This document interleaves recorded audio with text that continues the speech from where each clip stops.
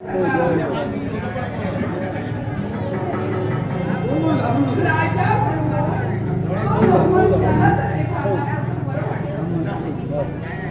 धर्माला अनुसरून नाही. जर का ज्येष्ठ पुत्र विकलांग असेल तर कनिष्ठाला राजसिंहासनावर बसविलं जाते. पण माझा पुत्र सर्वांगाने सुंदर आहे, सर्व विद्येत निपुण आहे म्हटल्यानंतर ज्येष्ठत्वाचा मान द्यावा. त्याला राजकर्ता करायचं आहे आणि म्हणून मी साऱ्या प्रजाजनांना उदयिक राजदरबार मी जाहीर करणार आहे. तरुण पिढीला तरुण राजकारणाची गरज आहे. म्हणून तुला राज्याभिषेक करायचा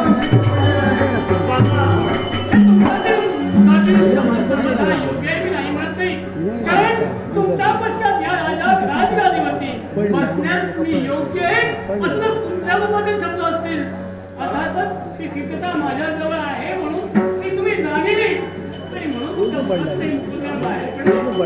बाबा संपत जरी हे सत्य असलं तरी मी जीवन सांगत आहे की माझा फार महत्वाचे होय तर ते अति महत्वाचं आहे. कारण मी माझ्या मंदिराचा राज वेसवंती पाऊल टाकून टाकतो तोच माझी गंतिका झाले की नंतर सम्राट शिवराय यांना झाले. होय आता लगेच अटॅक करत नाही. आपल्या बापाला समजायचं तरी तो समजायचं नाही. माझ्या दरबारची वाट बसणार वाढला गेला रूपांतर संघर्ष